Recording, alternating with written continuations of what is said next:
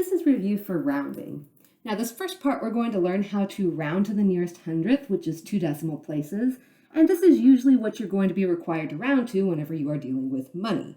So I have highlighted the 7 on these first 3 problems because that's the number we're trying to decide if we are going to leave it as a 7 or make it go up 1.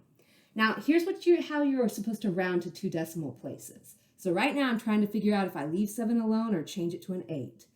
If the third number, the third decimal place, is less than 5, the second decimal number stays the same.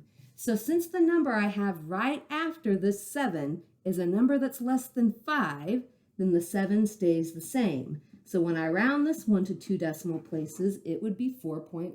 Okay.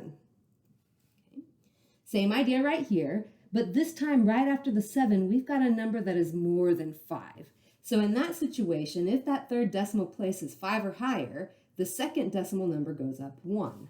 Okay, so that means this one would be 4.18. And again, that was just because the number that came right after the 7 was a number that's higher than 5. All right, now this one says, what happens if it is exactly 5? Well, if it's 5 or higher, that's whenever it's going to go up. So this one would also be 4.18. This number goes up because the number right after it was 5 or higher. So let's get some more practice with that.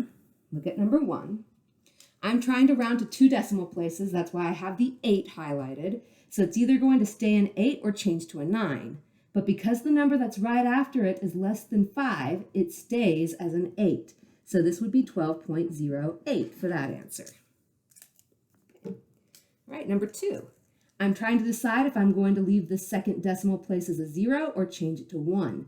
But since the number right after it is a number that's less than 5, this 0 is going to stay the same. So it would be 7.30.